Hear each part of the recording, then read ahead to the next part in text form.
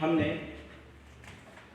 जो डिस्कशन किया आर्टिकल 79, 80, 81 ये निकालिए। उससे पहले एक बार इसको मैं ब्रीफली रिवाइज करवा देता हूँ आप सभी को। ऑनलाइन क्लास में मनीष, नीरज, अंकिता जी, आप में से किन्हीं का कोई डाउट हो जो अभी तक हमने डिस्कस किया है, या ऑफलाइन क्लास में आपका कोई डाउट हो अभी तक हमने जो डिस्कस किया है तो आप पूछ सकते हैं। हमने द यूनियन संघ में पार्लियामेंट इसके बारे में 79 आर्टिकल से इसमें डिस्कस कर रहे हैं। तो पार्लियामेंट तीन चीजों को मिलकर के बनती है। इसमें एक हमारा प्रेसिडेंट, राज्यसभा यानी काउंसिल ऑफ स्टेट, लोकसभा यानी हाउस ऑफ पीपल। राज्यसभा में टोटल नंबर ऑफ मेंबर होते हैं 250, जिसमें 233 मेंबर वेरियस स्टेट से आते हैं। जिन 3 यूटी में हमारी असेंबली है वो भी इसी में इंक्लूड है। 5 उन यूटी में से आते हैं जिनमें असेंबली नहीं है। टोटल मिला के 238 होते हैं। और 12 मेंबर जो आर्ट्स, साइंस, लिटरेचर और सोशल सर्विसेज इनके प्रेसिडेंट ऑफ इंडिया नॉमिनेट करते हैं। ऐसा टोटल मिला के 238 प्लस 12 इज इक्वल टू 250 ये मेंबर होते हैं राज्यसभा के। लोकसभा में टोटल नंबर ऑफ मेंबर जो हैं वो 543 हैं। 543 कैसे बने हैं ये देख लो एक बार। 530 हमारे स्टेट से चुन करके आते हैं जो 28 स्टेट इंडिया में है। 20 फ्रॉम यूनियन टेरिटरीज, जो हमारी यूनियन टेरिटरीज है, यूटी है, उनसे इलेक्ट होकर के आते हैं। 2 जो एंग्लो इंडियन होते थे अंडर आर्टिकल 331, अब ये हट चुका है। अब टोटल बने 552, इसको -2 एंग्लो इंडियन को कर दिया तो 557 जो एरिया हमारा उधर पीओके में चला गया तो उसको लेस करते हैं तो बचते हैं 543। ये एक्चुअल संख्या है, इसमें हम इलेक्शन करवाते हैं। अभी जो मई जून में इलेक्शन होने वो 543 के ही होने हैं। यहां तक क्लियर है? उसके बाद में हमने ये एक बेसिक सा डिस्कशन हमने कल की क्लास में आर्टिकल 79 में तो ये डिस्कस किया था कि पार्लियामेंट में क्या क्या आता है। President, Rajya Sabha, council of state, Lok Sabha, house of the people, ये आता है पार्लियामेंट में। और 80 में हमने डिस्कस किया था कंपोजिशन या कॉन्स्टिट्यूशन ऑफ राज्यसभा यानी काउंसिल ऑफ स्टेट, ये अभी मैंने आपको रिवाइज करवा दिया। उसके बाद में हमने 81 में देखा कंपोजिशन ऑफ लोकसभा। ऐसा ही है ना? एक बार आर्टिकल देखो सर। मैं बाहर है कि कॉन्स्टिट्यूशन में पढ़े? हाँ, उधर जाके उनसे ले लो, मेरे ध्यान जाता है वो दे देंगे, आप ले लो, उनसे लेके आ जाओ। तो आपका मीडियम इंग्लिश है ना? आ जाओ, वापिस आ जाओ। हाउ हमने जो आर्टिकल 79 है एक बार साथ के साथ 79 में देखते चलो। कॉन्स्टिट्यूशन ऑफ पार्लियामेंट 79 में क्या है? कॉन्स्टिट्यूशन ऑफ पार्लियामेंट, संसद का गठन। ये हमने देखा। इसमें है कि प्रेसिडेंट और 2 हाउसेज जिनको काउंसिल ऑफ स्टेट और हाउस ऑफ पीपल कहा जाएगा, राष्ट्रपति और 2 सदनों से मिलकर हमारी संसद बनेगी यानी पार्लियामेंट बनेगी, जिसमें राज्यसभा और लोकसभा दोनों सदन होंगे। आर्टिकल 80 में composition of council of state, Rajya Sabha का गठन, इसके बारे में प्रोविजन किया गया 80 में। राज्यसभा का गठन मैंने अभी आपको ब्रीफ रिवाइज कर दिया। और कल की क्लास मैंने जो हुई थी उसको YouTube पे भी डाला है, आपको उसका लिंक भी भेजा था, ग्रुप में भी भेजा था, शायद आपने देखा होगा। नहीं देखा है तो आज जाके उसको सुन लेना। 81 में देखो, ये एग्जाम में बहुत बार पूछा जाता है आर्टिकल 79 में क्या है। तो 79 में क्या है? पार्लियामेंट यानी क्या, ये दे रखा। और पार्लियामेंट में 3 चीजें आती हैं, प्रेसिडेंट, राज्यसभा यानी काउंसिल ऑफ स्टेट, लोकसभा यानी हाउस ऑफ द पीपल। इन 3 को मिलकर हमारी पार्लियामेंट बनती है। ये है 79 में। आर्टिकल 80 में आता है ये राज्यसभा। देखो ऐसा याद कर लो, इसको इजी तरीके से ऐसे याद करो। ये है पार्ट 5। पार्ट 5 में सबसे पहले हम किसी के बारे में डिस्कशन करते हैं तो वो है प्रेसिडेंट के बारे में। फ्रॉम आर्टिकल 52 से 62 आर्टिकल में प्रेसिडेंट के बारे में डिस्कस करते हैं। फिर हम यहाँ पे देख भी लो, साथ के साथ में देखेंगे तो हमें ज्यादा ठीक तरह से समझ में आ जाएगा। ये पार्ट 5 हमारा आर्टिकल 52 से स्टार्ट होता है। पार्ट 5 52 आर्टिकल ये कहता है भारत के लिए एक राष्ट्रपति होंगे, 53 कहता है भारत के राष्ट्रपति के पावर्स क्या होंगे, ऐसा 52 से लेके 62 में इनका इलेक्शन कैसे होगा, ये सारी चीजें हम यहाँ तक डिस्कस करते हैं फ्रॉम आर्टिकल 52 से 62। यहीं से हमारा पार्ट 5 शुरू होता है। तो पार्लियामेंट में सबसे पहला ऑर्गन प्रेसिडेंट है, प्रेसिडेंट के बारे में यहाँ डिस्कस करते हैं। उसके बाद में दूसरे हैं हमारे राज्यसभा। तो राज्यसभा के चेयरमैन कौन होते हैं, वाइस प्रेसिडेंट ऑफ इंडिया होते हैं। तो दूसरा आर्टिकल उसको हमने 62 में छोड़ा था प्रेसिडेंट को, यहाँ 63 से 69 में वाइस प्रेसिडेंट हो गया, यानी राज्यसभा के सभापति का बारे में हो गया। फिर ये यहाँ पर हमारा 70 से 73 ये प्रेसिडेंट वाइस प्रेसिडेंट इनसे रिलेटेड, प्रेसिडेंट का पार्डन पावर, कोई और कैजुअलिटी हो जाएगी तो उसको हम कैसे कवर करेंगे। ये 74 75 में काउंसिल ऑफ मिनिस्टर्स क्या है, 76 में अटॉर्नी जनरल, 77 से 78 में कंडक्ट ऑफ गवर्नमेंट बिजनेस, सरकार के कार्य का संचालन कैसे होगा, ये हमने डिस्कस किया 78 तक। अब वापस आ जाओ 79 में। 79 में क्या है, पार्लियामेंट। तो जो अभी हम डिस्कस कर रहे थे पार्लियामेंट, इसके यहां से भी देख सकते हैं, ये मैंने ऐसे पेड़ बना रखे पार्लियामेंट का। 79 से जैसे यहाँ पार्लियामेंट है, राज्यों में विधानसभा, विधान परिषद इनके बारे में है, और राज्यपाल इनको मिला करके है। देखो 79 में कल की क्लास में हमने डिस्कस किया, 79 में क्या है, पार्लियामेंट। 80 में क्या है, composition of council of state, है ना, राज्यसभा का गठन। और 81 में क्या है, composition of house of people, यानी लोकसभा का गठन। ऐसे ही दे रखा है। अब ये चीजें ऐसे फिक्स हो जानी चाहिए। मैंने आर्टिकल 52 से लेके 81 तक आपको रिवाइज करवा दिया है। बस ऐसे रिवाइज करना बहुत शांति से, इसमें ऐसे कुछ नहीं सोचना है कि हमारे कैसे समझ में आएंगे, क्या होगा, बहुत इजी समझ में आ जाएंगे। तो जैसे प्रेसिडेंट के बारे में हम उधर डिस्कस करिए, राज्यसभा के जो सभापति होंगे, उपराष्ट्रपति, उसके बारे में भी उधर डिस्कस करिए। वहां पे प्रेसिडेंट के बारे में प्रोविजन किया गया है, प्रेसिडेंट के बारे में आर्टिकल 52 से 62 में। वाइस प्रेसिडेंट के बारे में किया गया 63 से 69 में। फिर 69 बाद में 70 और इससे आगे का जो डिस्कशन है वो हमने 78 तक का, सरकार के कार्य का संचालन, अटॉर्नी जनरल, ये सारा डिस्कस किया। उसके बाद में आता है आर्टिकल 79 जो बताता है कि पार्लियामेंट यानी क्या, यानी 78 तक हम उधर डिस्कस करिए। 79 बताता है पार्लियामेंट क्या होता है। पार्लियामेंट में 3 चीजें होती है, प्रेसिडेंट, राज्यसभा यानी काउंसिल ऑफ स्टेट, लोकसभा यानी हाउस ऑफ द पीपल। ये 3 चीजों को मिलकर हमारी संसद बनती है। ये 79 आर्टिकल में कल की क्लास में हमने डिस्कस किया था। फिर आर्टिकल 80 में हमने डिस्कस किया था कि composition of council of state, Rajya Sabha का गठन कैसे होगा। तो ये टोटल 250 मेंबर होंगे, 233 स्टेट से आएंगे, 5 यूटी से आएंगे, टोटल 238 होंगे, और 12 art, science, literature, social services वालों को प्रेसिडेंट नॉमिनेट करेंगे। यहाँ तक क्लियर है, ये हो गया हमारा 250 मेंबर। फिर हमने आर्टिकल 81 में, 80 में राज्यसभा, 81 में लोकसभा का कंपोजिशन, ये ध्यान में रखना है। कंपोजिशन ही ध्यान नहीं रखना, ये आर्टिकल भी ध्यान रखना। एग्जाम में एग्जामिनर पूछता है तो हमें ध्यान रहना चाहिए।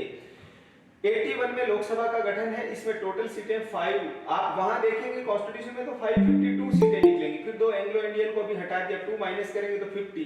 7 जो एरिया हमारा पीओके में चला गया उसको हमने अभी तक कॉन्स्टिट्यूशन में एज सच रखा है, लेकिन अभी उधर जाने की वजह से इलेक्शन नहीं करा पाते, इसलिए एक्चुअल जो सीटों पे इलेक्शन होता है वो था 543।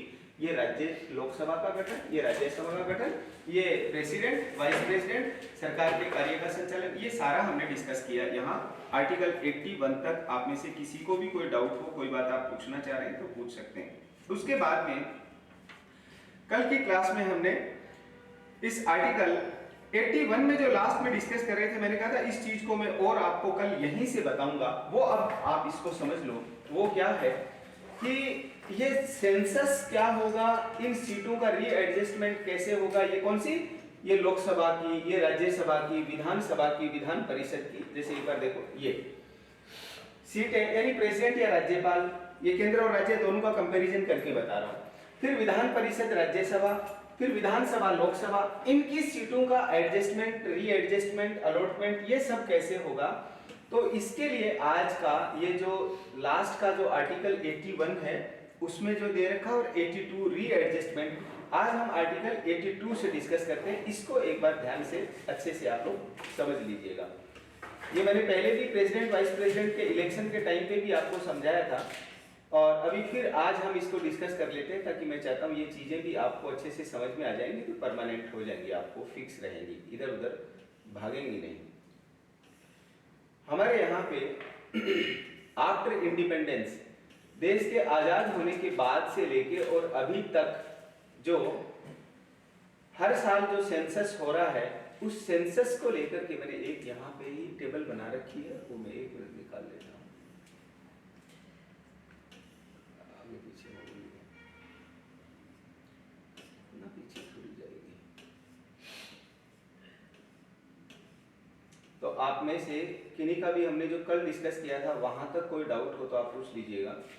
मैं आपको इन सीटों का अलॉटमेंट कैसे होना है और रीएडजस्टमेंट कैसे होना, थोड़ा मैंने कल की क्लास में बताया था, और बाकी का भी आज बता देता हूँ। यहीं पे वो एक टेबल है जिसमें ऐसा सारा मैंने डिस्क्राइब किया हुआ। क्या टेबल से आपको ठीक से समझ में आ जाएंगी चीज़ें कि कौन सा सेंसस कब हुआ, सीटें अलॉटमेंट कब हुई, उन सीटों का ये रहा।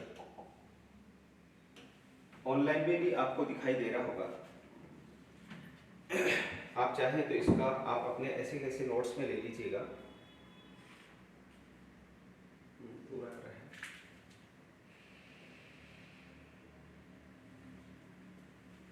एक बार इसको समझ लो आप। कल की क्लास में मैंने इसके बारे में थोड़ा आपको बता तो दिया था, फिर भी एक बार वापस देख लेंगे तो ठीक से समझ में आ जाएगा। ऐसे समझो इसको, अंग्रेजों ने जो सेंसस करवाते थे, जनगणना करवाते थे, हर 10 साल में जनगणना होती थी। ये मैंने 1931 लिखा है यहाँ पे। 1931 में पहली कास्ट बेस्ड सेंसस हमारे देश में हुआ, जाति आधारित जनगणना। अभी तक जो भी SC, ST और OBC को रिजर्वेशन दिया जा रहा है, उस रिजर्वेशन का ग्राउंड क्या है? बहुत बेसिक सी चीजें हैं। SC, ST और OBC को जो रिजर्वेशन दिया जा रहा है, उसका ग्राउंड क्या है? ऑनलाइन में भी आप में से कोई भी बता सकते हैं। तो शैक्षणिक और सामाजिक रूप से जो पिछड़े लोग हैं। Very nice. आप कह रहे हैं कि शैक्षणिक और सामाजिक रूप से पिछड़े हुए, यानी एजुकेशनली और सोशली बैकवर्ड। अब सोशली को कैसे देखेंगे और एजुकेशनली को कैसे देखेंगे? तो जाति आधारित जनगणना के बिना सोशली को नहीं देख सकते, कौन सा समाज का क्या स्टेटस है। ठीक है, एजुकेशनली तो जो एजुकेशन में कौन सा समाज कहाँ पे है, इसलिए ये 2 ग्राउंड उसमें दिए गए थे, SC, ST और OBC के रिजर्वेशन में। और EWS के रिजर्वेशन में कौन सा ग्राउंड है? Financial, economically weaker section of the society, जो समाज में आर्थिक रूप से कमजोर है। ये अपने देश में 2 ही ग्राउंड है रिजर्वेशन के, ध्यान रखना। ऑनलाइन क्लास में आपका किसी का कोई डाउट हो, मनीष, अंकिता जी, नीरज, प्रियंका और ये पटेल जी कल आए थे, कुणाल, दिव्या, आप में से यहाँ तक किन्हीं का भी डाउट हो, कोई बात आप पूछना चाह रहे हैं, प्लीज यू कैन आस्क। अब इसको समझ लो कि 1931 का ऐसा नहीं है कि अब जो सेंसस हो रहे हैं उनमें कास्ट बेस्ड डाटा को कलेक्ट नहीं किया जा रहा। डाटा तो कलेक्ट करते हैं बट उसको डिस्क्लोज नहीं कर रहे। गवर्नमेंट के पास तो डाटा होता है लेकिन उसको डिस्क्लोज नहीं करते, कौन सी कास्ट कितनी है। यहां से समझो आप। तो 1931 में अंग्रेजों ने उस डाटा को पब्लिक किया था कि इस देश में इतनी कास्ट है। आज तक हमारे देश में जो भी SC का, ST का, OBC का रिजर्वेशन दिया जा रहा है, सारा इसी डाटाबेस पे दिया जा रहा है 1931 के। जबकि आज भारत कहां पहुंच गया है? अभी तो हमारा ये सेंसस होना बाकी है। मैं कह रहा हूं अब इस सेंसस को तो सरकार को कराना ही नहीं चाहिए। अब 2024 तो आ गया, 2026 में हमारा इलेक्शन कमीशन काम करना चालू कर देगा, जिसके बारे में अभी हम डिस्कस करने वाले हैं। और 2031 की जनगणना के आधार पे क्यों करोड़ों अरबों रुपया इसमें लगा रहे हैं? अब तो अगला ही करवा लो, क्योंकि 2024 तक का तो चला गया। जब आपने आधा दशक निकाल दिया तो आधा दशक और निकालो, जनता का पैसा तो बचाओ। लेकिन बचाएंगे नहीं, वो लगाएंगे। तो ऐसे आफ्टर हर एवरी 10 ईयर हमारा सेंसस होता है। 1931 में हुआ, 1941 में हुआ, उसके बाद में 1951 यानी 1951 में। यहाँ पे देखो इंडिया इंडिपेंडेंट कब हुआ, भारत आजाद कब हुआ? 15 अगस्त 1947 को। हमारा कॉन्स्टिट्यूशन बनके कब तैयार हो गया? 26 नवंबर 1949 को। ये कॉन्स्टिट्यूशन के प्रीएम्बल में दे रखी है डेट। और पूरा कॉन्स्टिट्यूशन यहाँ पार्टली 16 आर्टिकल अप्लाई हुए थे, जो आर्टिकल 394 में लिखा हुआ है। कल के डिस्कशन में भी मैंने बताया है। और जस्ट आफ्टर 2 मंथ 26 जनवरी 1950 को पूरा कॉन्स्टिट्यूशन हमारा कमेंसमेंट में आ गया। पूरा कॉन्स्टिट्यूशन कमेंसमेंट में आने के साथ ही क्या हो गया, इलेक्शन कमीशन भी एग्जिस्टेंस में आ गया। इलेक्शन कमीशन एग्जिस्टेंस में आया 1950 में, इन्होंने काम करना चालू किया 1950 में, 26 जनवरी 1950 के बाद काम करना चालू किया। और 1951 में जो हमारा पहला सेंसस हुआ आफ्टर इंडिपेंडेंस, इस डाटा को इंप्लीमेंट करके हमारा जनरल इलेक्शन कराया गया लोकसभा का और राज्यों की विधानसभाओं का। उस इलेक्शन के आधार पे हमारी जो नई पार्लियामेंट और नई असेंबली स्टेट में बनी, वो बनी 17 अप्रैल 1952 को।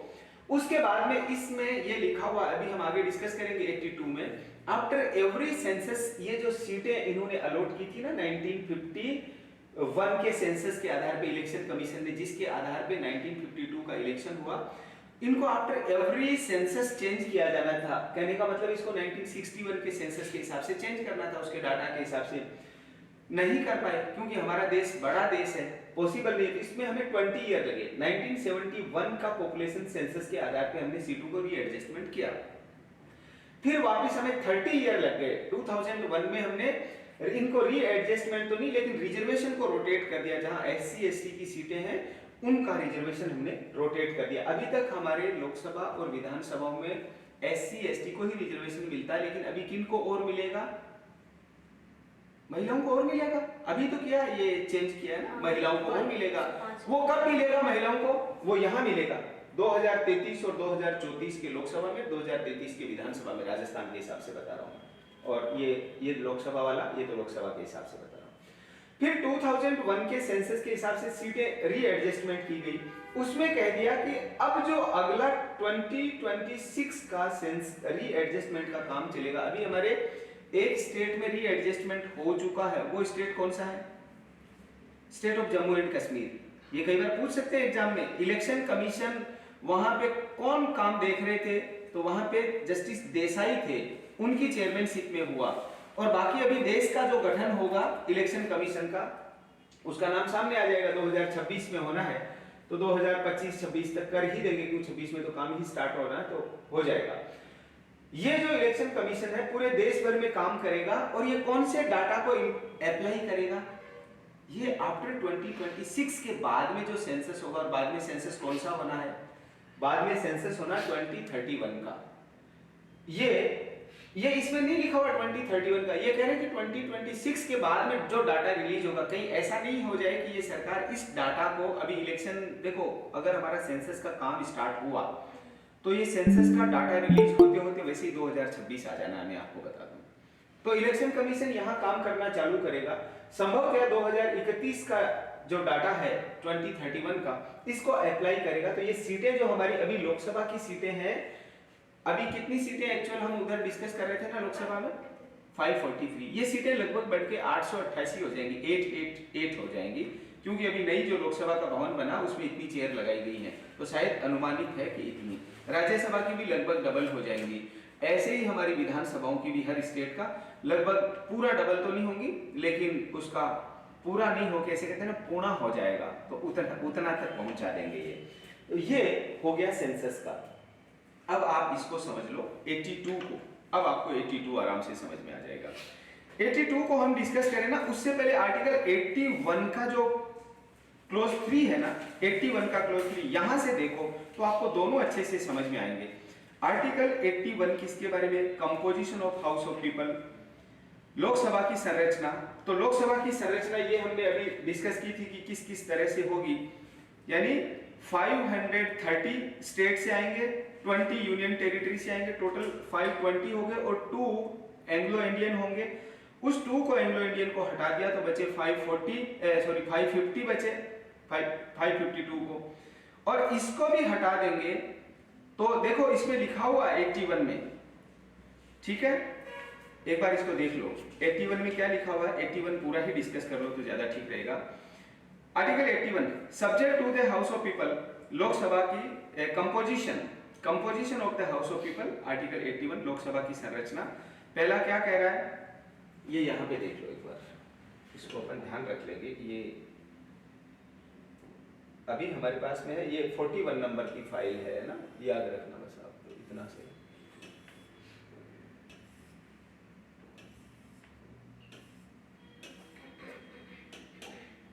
इसको निकाल के रखो, ये ठीक से समझ में आएगा। यहाँ से लोकसभा वाले में देख लो, subject to the provision of article 331 में एंग्लो इंडियन की सीट का प्रोविजन है, ये मैं आपको बता देता हूँ। ये यहाँ पे मैंने लिख रखा है, ये देखो 331 एंग्लो इंडियन की सीट है, ठीक है। House of the people consist of, पहला ए, नॉट मोर देन 530 मेंबर्स, ये यहाँ पे लिख रखा 530 मेंबर्स, यही है। Chosen bye direct election from territorial constituencies in the state, और बी है नॉट मोर देन 20 मेंबर, ये लिखा हुआ 20 मेंबर, 530 के नीचे 20, ये यूटी से चुन करके आएंगे। Member represent from union territory such manner parliament by law provide, जैसा संसद विधि बनाएगी। और इसका क्लोज 2 है, पर्पस ऑफ सब क्लोज ए और का क्लोज 1 ए में दे रखा है कि इसका आवंटन किस रीति से किया जाए कि एक जैसी जनसंख्या की उनमें रहे, कि कुछ स्टेट हमारे छोटे हैं जैसे मणिपुर, सिक्किम, त्रिपुरा, मिजोरम, मेघालय, ये, और जैसे यूपी ये बड़ा स्टेट है, बिहार पॉपुलेशन वाइज ये बड़े स्टेट हैं। टेरिटोरियल क्षेत्रफल की दृष्टि से राजस्थान सबसे बड़ा है, लेकिन पॉपुलेशन में यूपी आज भी सबसे बड़ा, उत्तराखंड अलग करने के बाद में, ये इसमें कहा गया क्लोज 2 में। क्लोज 3 देखो, क्लोज 3 में एक चीज देखिए, पॉपुलेशन। अब पॉपुलेशन यानी क्या, जिस सेंसस का डाटा 81 का क्लोज 3 की बात कर रहा हूं ना, 81 का क्लोज 3, जिस पॉपुलेशन सेंसस का डाटा रिलीज हो गया, तो किस, अब यहाँ इसका प्रोविजो देखो, जो मैं अभी आपको चीज उधर समझा रहा था ना, अब वापस वहीं पे आ जाओ, वही 41 वाली उसी में चीजें क्या आपके सामने लिखी हुई आपको दिखेंगी तो ठीक तरह से समझ में आ जाएंगी। यहां देखिएगा, ये जो सेंसस लिखा हुआ ना, जनसंख्या, कौन सा पॉपुलेशन, इस पे इसका प्रोविजो दे रखा है। अभी हम डिस्कस कर रहे हैं आर्टिकल 81 के क्लोज 3, इसका जो इसमें दे रखा है एक वर्ड पॉपुलेशन, फिर ये पूरा हम डिस्कस कर चुके हैं, अभी मैं आपको ब्रीफली एक रिवाइज करवा रहा हूं ताकि कल की चीजें आपको वापस मेमोरी रिकॉल हो जाए।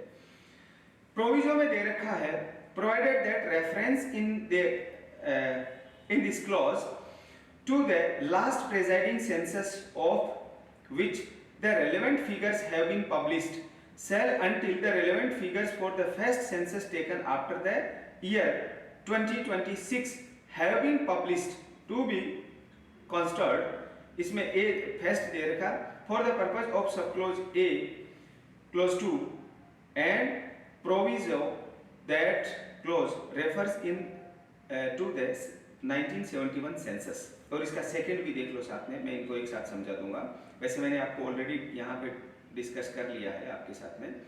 फॉर द पर्पज ऑफ, ये सेकंड है इसका, for the purpose of sub clause B of clause 2 as a reference to the 2001 census, यानी ये जनसंख्या यानी क्या है, इस खंड में अंतिम पूर्ववर्ती जनगणना के प्रति सुसंगत आंकड़े प्रकाशित होने का निर्देश जब तक सन 2026 के पश्चात पहली जनगणना के सुसंगत आंकड़े प्रकाशित नहीं हो जाते, ये इसी बात को कह रहा है कि जब तक इसके बाद वाली जनगणना के आंकड़े प्रकाशित नहीं हो जाते तो लोकसभा के संदर्भ में जनसंख्या किसको माना जाएगा, इसको माना जाएगा, ये यही बात कह रहा है, ठीक है।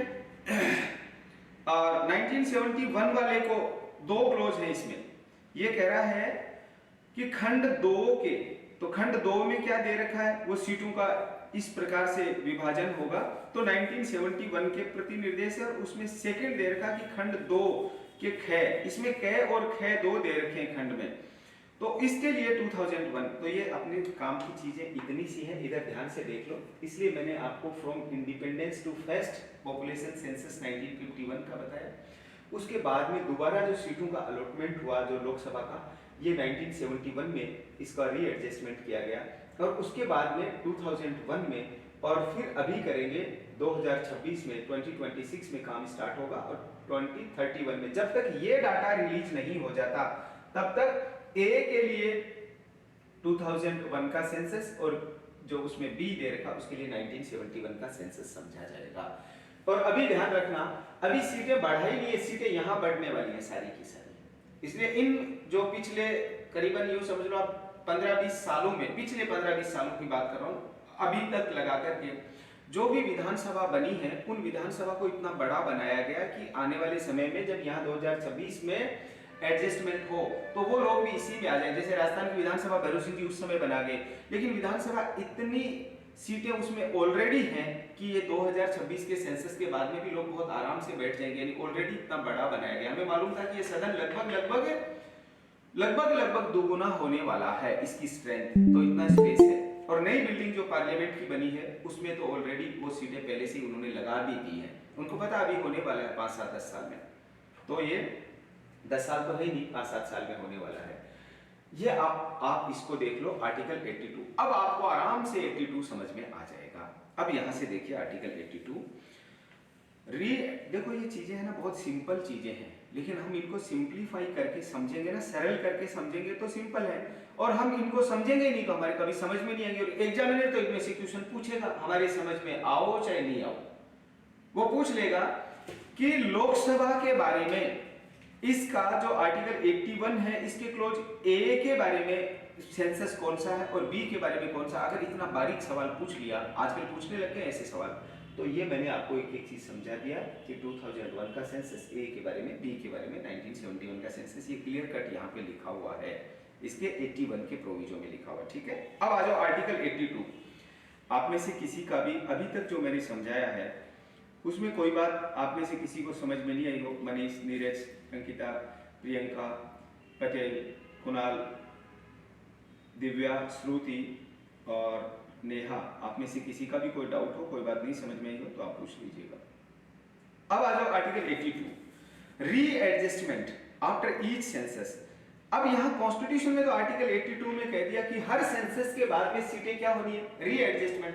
अगर हर सेंसस के बाद में रीएडजस्टमेंट होती तो कैसे होता, 1951 का जो सेंसस है उसके बाद में 1961 में फिर रीएडजस्टमेंट होता, फिर 1962 में होता, 1951 के बाद में, 51 के बाद में, यहां से देख लो एक बार भाई, आजादी के बाद में पहला सेंसस हुआ हमारा 1951 में, इसके बाद में फिर होना था 1960, होना क्या था, हुआ था 1961 में, फिर है 1971 में, फिर है 1981 में, फिर है 1991 में, फिर है हमारा 2001 में, और अभी जो होना था वो हुआ नहीं है, वो है 2011 का तो हो गया, अभी वाला जो नहीं हुआ है वो ये अटका हुआ है, कोरोना की वजह से अटक गया था। ये 2021 में काम चालू होके इसका डाटा आना था, अभी तक अदर झूल में ही चल रहा है। मैं तो कह रहा हूँ इसको और अदर झूल में लटकाए रखो ताकि ये अगली जनगणना अब 2031 की आ जाएगी,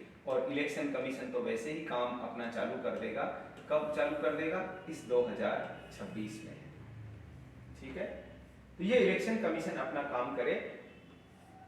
अब ये सेंसस पहले करवाते हैं, जो भी है, मेरे को लग रहा है लोकसभा चुनाव की बात करवा लेंगे, जबकि अपने को वही डिस्कस करना है जो हमारे संविधान में दे रखा है, इनका पॉलिटिकल इश्यू इनकी जगह चलते रहेंगे। तो हर सेंसस के बाद में सीटें क्या हो जानी थी, लोकसभा की, राज्यसभा की, विधानसभाओं की, विधान परिषद की रीएडजस्टमेंट हो जानी थी, ऐसा आर्टिकल 82 कहता है। लेकिन ऐसा इसलिए पॉसिबल नहीं है, हमारा देश बड़ा देश है, और इतनी बड़े देश में इतनी बड़ी पॉपुलेशन वाइज और एरिया वाइज जो है, संभव नहीं है कि हर 10 साल में इतनी बड़ी एक्सरसाइज आप वापस से कर लो। और बहुत से लोगों की, इससे भी बड़ा कारण ये हो तो सकती है, इससे भी बड़ा कारण ये, कई लोगों की राजनीतिक जमीनें खिसक जाती इससे। कैसे, जैसे पहले बीकानेर सीट जनरल की हुआ करती थी, तो कभी यहां से रामनारायण जी डूडी, नहीं रामेश्वर जी डूडी सांसद हुआ करते थे, बाद में यहाँ फिल्म अभिनेता धर्मेंद्र भी सांसद हुए, और अभी बीकानेर एससी सीट होते ही कौन बन गए सांसद, अर्जुन जी मेघवाल, जो आज हमारे लॉ मिनिस्टर हैं। सीटें बदल गई ना, यानी जिन्होंने अपनी राजनीतिक तलाशी, भरतपुर सीट पहले कभी महाराजा विश्वेंद्र सिंह जी यहाँ सांसद हुआ करते थे, एससी चली गई, कोली यहाँ पे मेंबर ऑफ पार्लियामेंट आ गए। ऐसे ही गंगानगर सीट थी, अब वो भी एससी चली गई, निहालचंद मेघवाल उधर आ गए। तो लोग, और एससी एसटी में इधर उधर होते अच्छे अच्छे राजनेताओं की सीटें खिसक जाती, राजनीति खत्म हो जाती है लोगों की। अभी एक सुप्रीम कोर्ट में एक रिट पेंडिंग है, बड़ी अच्छी रिट है, उसमें ये कहा गया कि हर सेंसस के बाद में आपका ये नहीं हो रहा है ना रीएडजस्टमेंट, तो कोई बात नहीं, लेकिन आप 30-30 साल तो मत लगाओ भाई, यहाँ 30 साल लगा दिए, 30 साल में तो एक पीढ़ी खत्म हो जाती है। जो सीट एससी की थी पहले, आप कोई भी देख लो विधानसभा की, आप अपने सीट या अपने आसपास की सीट देखो जो विधानसभा और लोकसभा में एमएलए एमपी के चुनाव में एससी की है या एसटी की है, तो वो 30 साल में आप करोगे तो 30 साल में तो एक पीढ़ी चली जाएगी। इसलिए कुछ लोगों ने कहा कि लोकसभा और इन सीटों में क्या करो, हर इलेक्शन के बाद में सीटें एडजस्ट कर दो, हर आफ्टर एवरी इलेक्शन। तो सर जैसे जो मोदी की सीट है वहाँ हाँ, वो एससी चली जाएगी, जैसे ये रोटेट हो जाएगी, इसीलिए तो लोग डरते हैं आ जाएगी। मोदी की नहीं, हर मोदी की सीटों में ऐसा ही होता है। ये एक मोदी अभी आए टोपी ओढ़ के, तो ऐसे सारी सीटें बदल जाएंगी, सीटें चेंज हो जाएंगी, तो हर चुनाव में फिर भागना पड़ेगा। जैसे अभी से एग्जांपल को समझ लो, ऐसा हो भी रहा हमारे देश में। कहाँ हो रहा है? हमारे पंचायत के चुनाव में ऐसा हो रहा है। पंचायत के चुनाव में जैसे ही सरपंच के चुनाव होंगे, प्रधान के चुनाव होंगे, जिला प्रमुख के चुनाव होंगे, तो हम सब बड़ी उत्सुकता से देखते हैं ये सीट किसकी गई है, जनरल की है, एससी की है, एसटी की है, ओबीसी की है, महिला की है, ये सारा देखते हैं ना।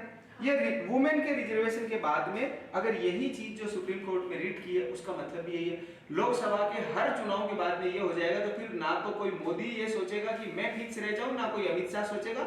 ज्यादा से ज्यादा मनमोहन सिंह की तरह वो ये कर सकते हैं, राज्यसभा से चुन के आ जाओ भाई, और तो कोई तरीका नहीं है। सीटों से तो इधर से उधर भगा दिया गया, ये हर ऐसा हो जाएगा। वैसे ऐसा होना चाहिए, क्यों कुछ लोगों ने अपनी बाप की जागीर समझ लिया कि हमें तो यहाँ से कोई नहीं हटा सकता, दूसरे आदमी को मौका ही नहीं मिलता। यहाँ जयपुर में पहले एक मेंबर ऑफ पार्लियामेंट हुआ करते थे, उनका नाम था गिरधारी लाल जी भार्गव। कभी कोई काम नहीं करते थे, एक ही काम करते, जो मर जाता उसकी अस्थियां लेके हरिद्वार चले जाते विसर्जन करने, बस ये एक काम उनका था। तो ये काम सांसद का नहीं है, लेकिन बस ये एक ही काम, और कोई काम नहीं। और बीजेपी के जीतते, आज रामचरण बोरा जीत रहे, अब दूसरा कोई आएगा ही नहीं, इसलिए सीटें रोटेट कर दो हर चुनाव के बाद में। ये ज्यादा डेमोक्रेटिक वे होता है। आप भी देखना, अपने आसपास का कोई भी सांसद है तो वो चाहता ही नहीं कि मेरी जगह दूसरा आ जाए, मैं ही आऊं, या मेरी जगह दूसरा है तो या तो मेरा बेटा है या मेरी बहू आए, कुछ भी नहीं करते और काम कुछ करते नहीं है। और जो नया आएगा ना उसको काम करना पड़े, और वो फिर मेरे को लग रहा है शायद वो बिल्कुल ही काम नहीं करेगा। वो ऐसे सोचेगा 5 साल बाद पता नहीं किसकी आनी है किसकी जानी है, दोनों ही बातें। जिसको काम करना है वो करेगा, नहीं करना वो नहीं करेगा।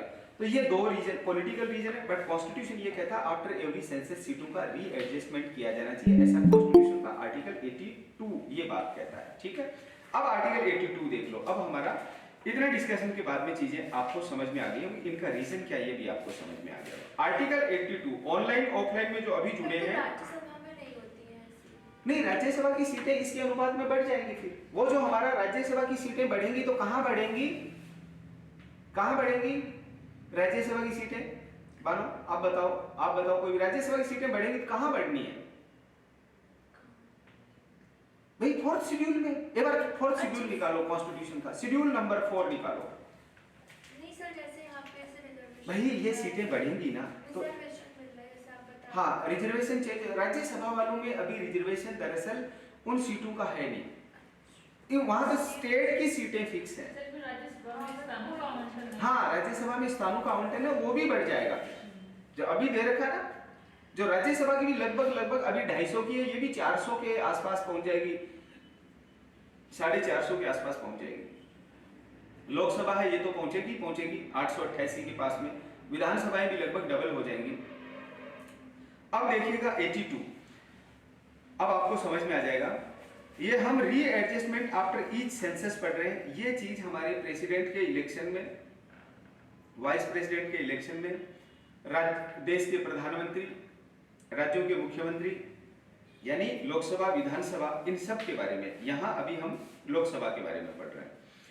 Article 82 upon the completion of each census the allocation of seats in the house of the people to the states and division of each state into territorial constituencies shall be readjusted by each authority and in such manner as parliament may by law determine। प्रत्येक जनगणना की समाप्ति पर राज्यों को लोकसभा के स्थानों का आवंटन और प्रत्येक राज्य के प्रादेशिक निर्वाचन क्षेत्रों के विभाजन का ऐसे प्राधिकारी द्वारा, ऐसा प्राधिकारी इलेक्शन कमीशन के द्वारा ऐसी रीति से पुनः समायोजन किया जाएगा जो संसद विधि द्वारा अवधारित करे। और संसद ने विधि द्वारा क्या अवधारित कर दिया? अब ये इसमें प्रोविजो 1, प्रोविजो 2, प्रोविजो 3 ऐसा डाल दिया, और प्रोविजो 3 में भी इसका फर्स्ट और सेकंड डाल के, और वही बात होगी जो 81 के क्लोज 3 के प्रोविजो में हम डिस्कस कर रहे थे। पहले इसका प्रोविजो 1 देख लो। और एक काम ये करना, ऑनलाइन ऑफलाइन में सभी वो केस अगर उसका नाम शो हो रहा है थोड़ा बहुत भी, उसके बारे में जो मैंने अभी आपको बताया ना कि जिसको चैलेंज किया गया है, किसको चैलेंज किया गया है वो भी एक बार समझ, इसी के बारे में इसलिए मैं आपको यहां बता रहा हूं। वो चैलेंज किया गया है, ये जो एडजस्टमेंट होना है ना, इसी को चैलेंज किया गया। वो किया गया है आर्टिकल 332 आर्टिकल, एक बार देखते जाओ ये सही है कि नहीं, इसको सही कर लेंगे। 333 क्या दे रखा है, 332 में क्या देखो एक बार, ऑनलाइन ऑफलाइन में सभी को देखना है। आर्टिकल 331 है एक, तो 331 तो एंग्लो इंडियन का, उसको तो छोड़ दो, वो तो हट गया, उसका तो काम तमाम हो गया। अब इसका काम तमाम करने के लिए किया गया है कि साहब ये सीटें हैं ना रीएडजस्टमेंट, ये इसको हटाओ या हर चुनाव के बाद कर दो। तो 332 क्या कहता है, राज्यों में हाँ, राज्यों की विधानसभाओं में अनुसूचित जातियों और अनुसूचित जनजाति के लिए स्थानों का आरक्षण। यस, ये 332 में जो हमारा इन सीटों पे ये दो ही आर्टिकल चैलेंज किए गए जो मैंने आपको दोनों लिख दिए हैं। देखो एक इसमें आर्टिकल और है, 330 भी लिख लो इसमें, है ना, इसके ऊपर 330 लिख लो। किसमें लिखना है, 34 में? ये समझने, हाँ एक बार समझने के लिए दिखा रहा हूं मैं आपको। आर्टिकल 330, 332, एक बार इतना लिखो। 330 कहता है, एक बार आर्टिकल 330 देखो ऑनलाइन में, आपको बहुत अच्छे से समझ में आ जाएगा, भूलेंगे नहीं, इसलिए मैं आपको इतने सारे इलस्ट्रेशंस आपको एग्जांपल दे रहा हूं। Reservation of seats for scheduled caste and scheduled tribe in the house of people. 330 में किसके लिए है, लोकसभा के लिए सीटों का है, ठीक है, लोकसभा यानी हाउस ऑफ द पीपल के लिए जो सीटें, ये 330 में। और यहाँ पे किनका, विधानसभा, वीएस कर रहा हूं, स्टेट लेजिस्लेटिव असेंबली, ऐसा पूरा होता है।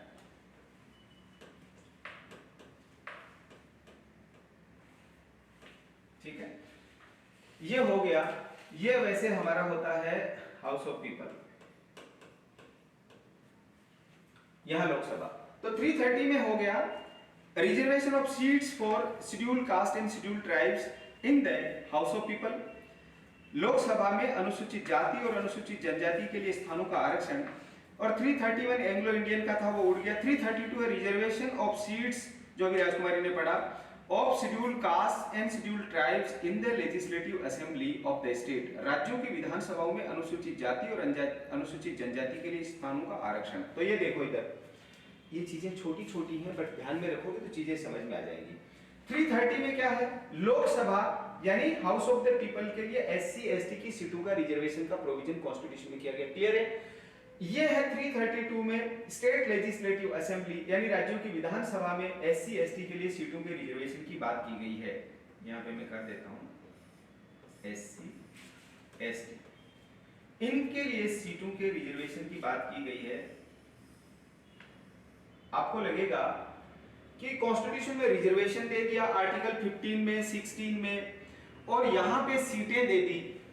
वुमेन का जो रिजर्वेशन होना है वो भी यही होगा, इन्हीं में चेंज होना है, दोनों में इन्हीं में चेंज करके किया भाई। लोकसभा और इनमें जहां एससी को दे रहे, या इनका ए इनका बी ऐसा करके, या इसका भी ए कर दिया 330 का, इसका भी ए कर दिया 332 का। वुमेन को रिजर्वेशन इसी में दिया जाएगा, क्योंकि कहां देना है, लोकसभा में देना है तो 330 में देना पड़ेगा, विधानसभा में देना 332 में देना पड़ेगा, क्योंकि एंग्लो इंडियन को दिया गया था तो इसके बाद में 330 के बाद में 331 में दे दिया था। 338 में भी था रिजर्वेशन, हाँ है ना, 333 में भी दे दिया था। देखो 330, एक बार इसको देख लो, ये टेम्परेरी प्रोविजन है।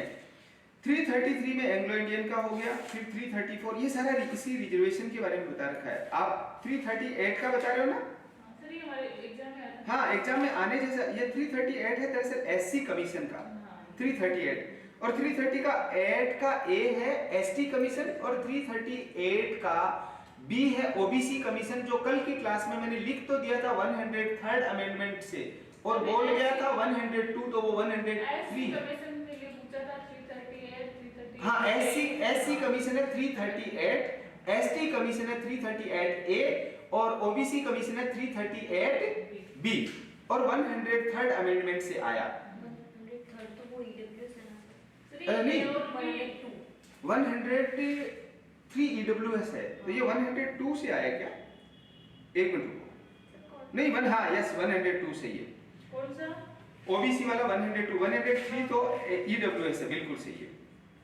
देखो ये जो है ना 338 एससी वाला जो आपको पूछा था राजकुमारी, हो सकता है इस बार ऐसे पूछ लेंगे, जो एससी कमीशन की बात कॉन्स्टिट्यूशन में की गई है अंडर आर्टिकल 338, वो कौन से कॉन्स्टिट्यूशनल अमेंडमेंट से की गई है? तो ध्यान रहे एससी और एसटी दोनों का कमीशन है जो 89th कॉन्स्टिट्यूशनल अमेंडमेंट से। ये आपके नेट जेआरएफ में ये क्वेश्चन पूछे जाते हैं, तो आरजेएस में भी पूछे जाने लग जाएंगे। सर जैसे जब अमेंडमेंट होता है तो उसमें जैसे 2001 है उसकी वो अमेंडमेंट की डेट, और जो उसकी कमेंट्स होती है इफेक्ट वाली वो 2002 है, तो वो कौन सी लगानी चाहिए? नहीं, WEF ऐसा लिखा रहता है। हाँ, अच्छा आपने अच्छा पूछा, ये लिखा रहता है अपने यहाँ लिखी हुई कोई भी चीज फालतू नहीं होती, हम नहीं समझ पाते हैं इसलिए वो अलग बात होती है। विद इफेक्ट फ्रॉम, किस डेट को इफेक्ट हुआ, तो एग्जामिनर भी दोनों चीजें पूछ सकता है।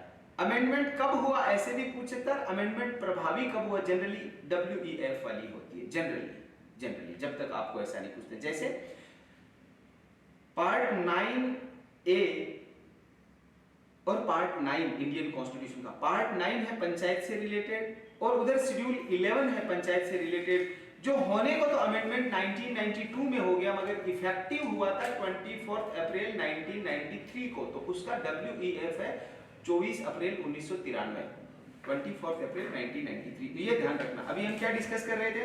अभी हम ये डिस्कस कर रहे थे लोकसभा और विधानसभा के लिए SC ST की सीटों का आवंटन।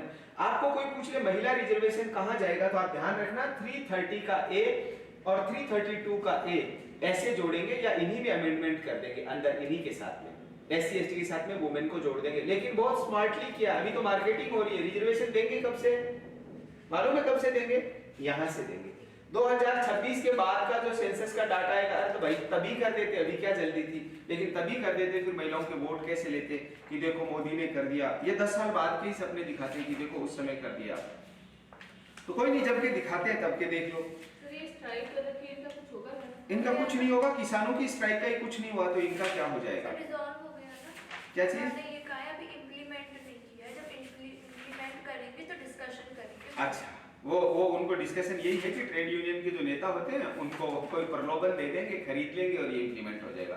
क्या प्रोविजन दरअसल ऐसा है, स्ट्राइक हटा दी और कोई दिक्कत नहीं है प्रोविजन में ये कर दिया कि आपकी गाड़ी से किसी का एक्सीडेंट हो गया तो उसको आपको हॉस्पिटल ले जाना। अरे हॉस्पिटल कहाँ, उसको तो लोग यमराज के पास पहुंचा देंगे, कूट कूट के मार डालेंगे। ये मेरा भारत महान है, यहाँ पे थोड़ी सी घटना हो जाए ना इतने में कूट डालते हैं तो बाप 10 साल की सजा बताइए ना? हाँ 10 साल की सजा है। अरे जान बचा के आदमी भागेगा या यहाँ पे मरने को तैयार होगा, ये प्रोविजन इसलिए गलत है। बाकी हाँ चेंज करना था ना, एमएससीटी में ये चेंज करना चाहिए था, ऐसा मैंने क्लास में कई बार कहा, हो सकता आप भी एग्री करें।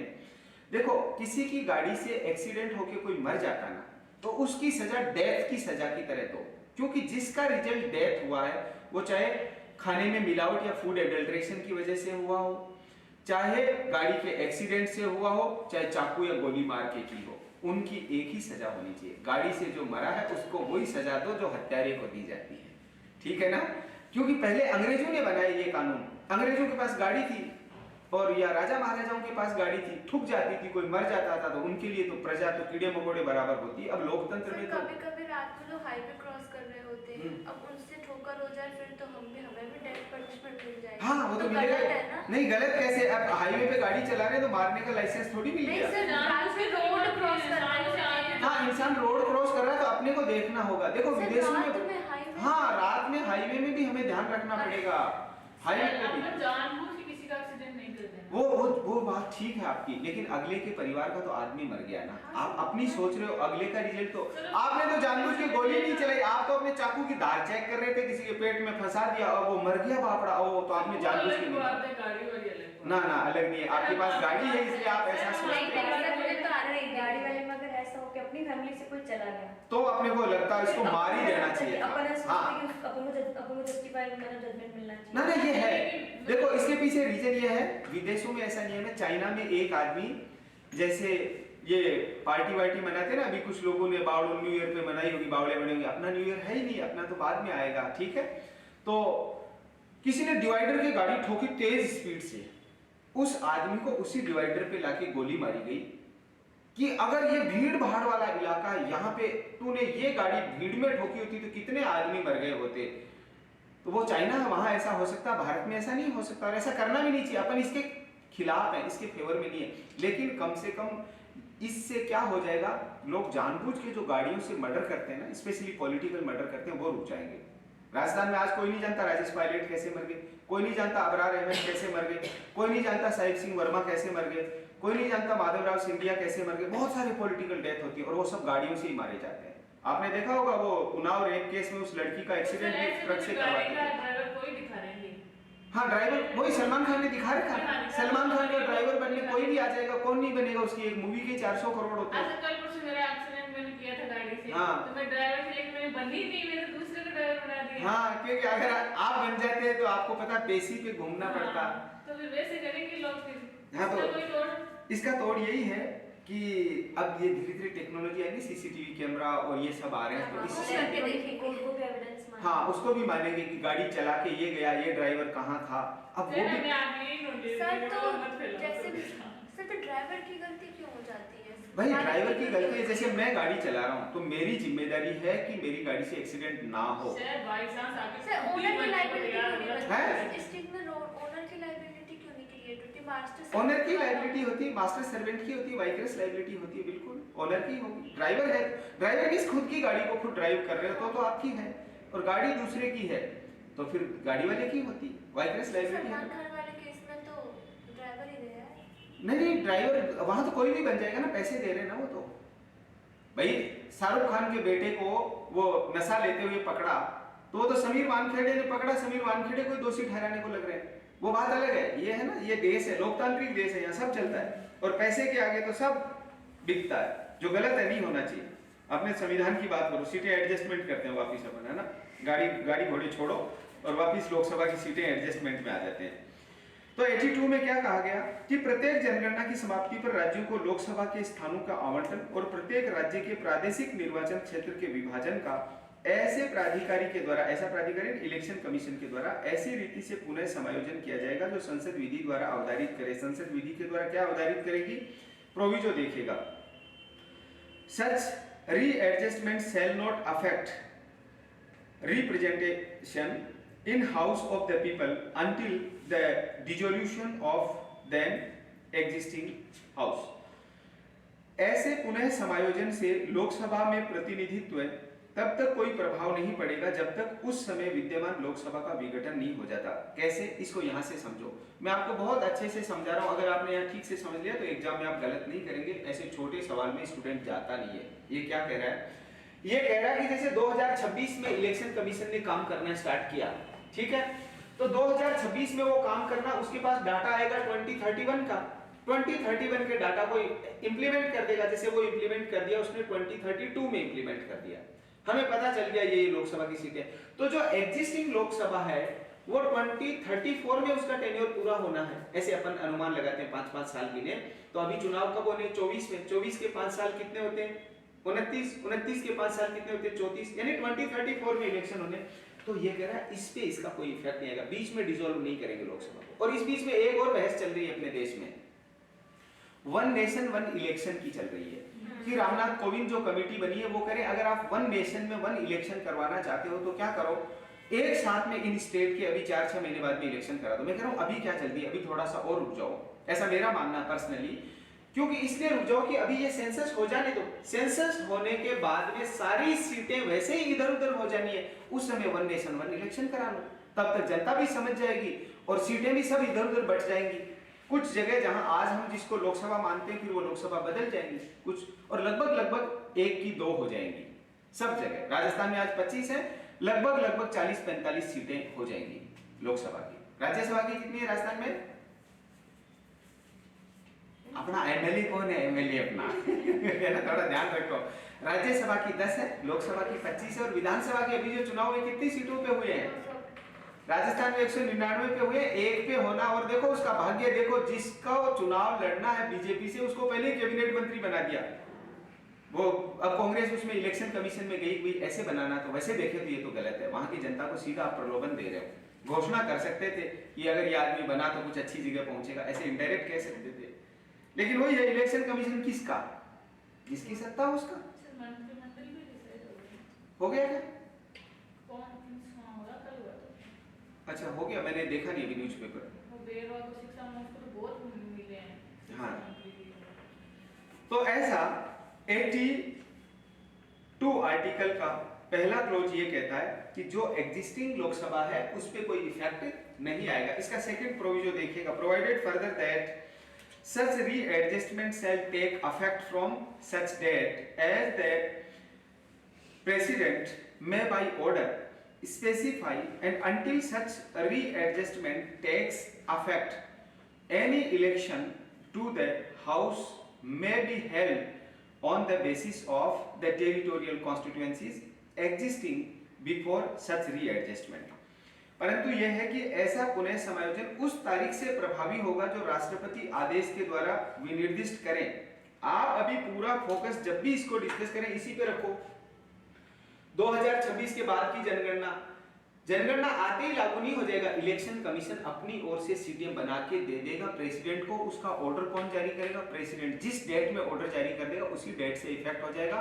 उसके बाद में होने वाले सारे विधानसभा और लोकसभा चुनाव उस रीएडजस्टमेंट के अकॉर्डिंग होंगे। इसलिए वन नेशन वन इलेक्शन ये लाना चाह रहे हैं, हमारी सरकार लाना चाह रही है, तो वन नेशन वन इलेक्शन को इसके बाद में लागू कर दो। किसी को तकलीफ नहीं होगी, सबकी सीटें इधर उधर तितर बितर हो जाएंगे, ये सारे के सारे सीटें बदल जाएंगी। तो कितनी सीटें बचा लेंगे? 2 5 10 सीटें बचा लेंगे। इनके फेवरेट जो नेता है उनकी बचा लेंगे, बाकी तो सब रीएडजस्टमेंट करना ही पड़ेगा। ज्यादा नहीं बचेंगी वो सीटें। और ऑनेस्टली करें ना, सबको एक बार रीसफल कर देना चाहिए। फिर तो ये पता कैसे पड़ता है कि इस क्षेत्र की एससी की सीट है? तो वो पॉपुलेशन के हिसाब से देखते हैं। हाँ, यस, पॉपुलेशन के हिसाब से।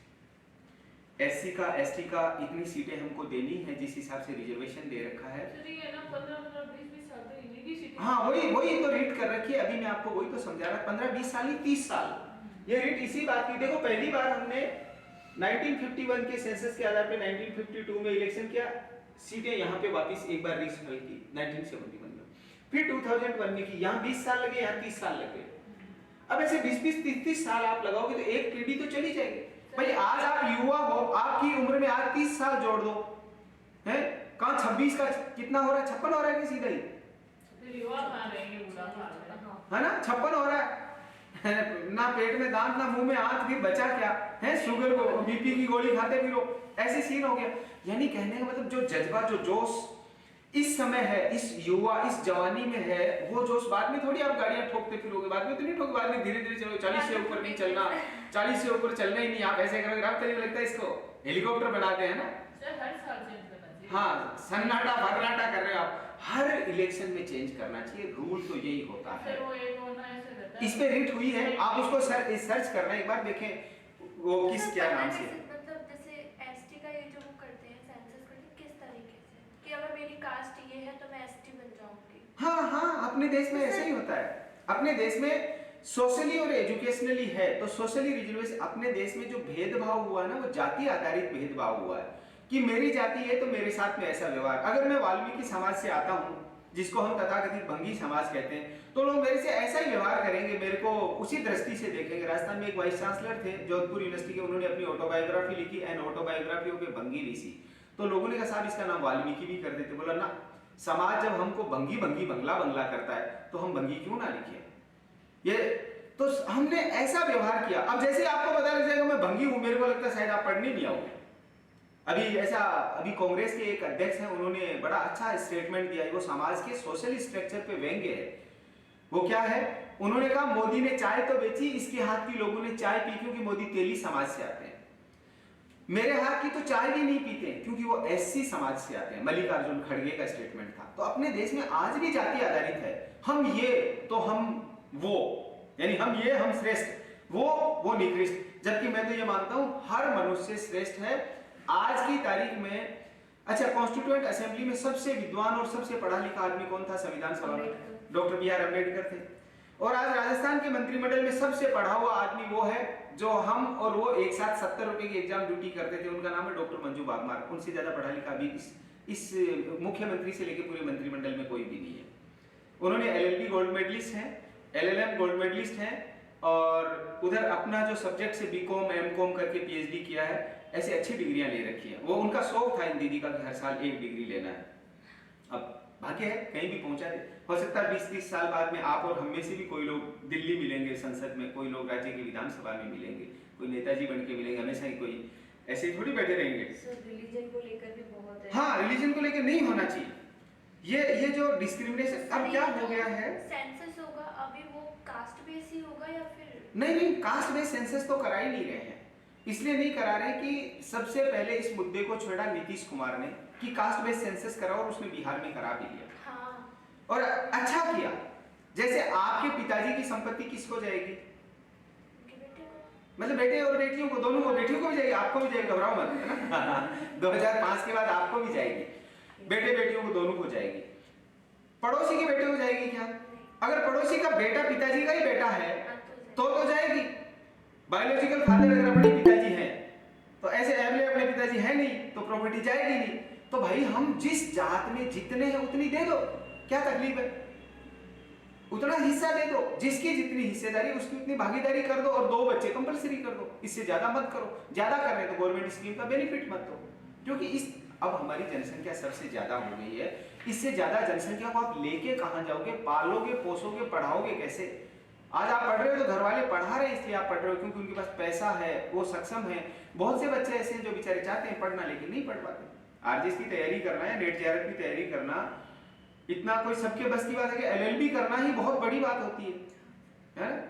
जो आपने कर रखी है तो बड़ी बात ही कर रखी है। अब उससे बड़ी बात आप कर रहे हो कि अपने तैयारी कर रहे हो तो अच्छी बात है। तो ऐसे सबका अलग अलग जैसा जिस समाज में होता है उस हिसाब से लोग उनके साथ में व्यवहार करते हैं। इसलिए अपने देश में कुछ जातियां हैं वो एससी में, कुछ जातियां एसटी में, कुछ जातियां ओबीसी में, और जो बची हुई हैं जो एससी में भी नहीं आता, एसटी में भी नहीं आता, वो ईडब्ल्यूएस में चली गई, जो आर्थिक रूप से कमजोर है, बाकी का जनरल है ही है। सब ये जो सेंसस है वो ईडब्ल्यूएस के आधार पे यूज हाँ, वो देना तो वैसे ही चाहिए, मैं भी ऐसे ही मानता हूँ, लेकिन देते नहीं है, बेईमानी करते हैं, बदमाशी करते हैं।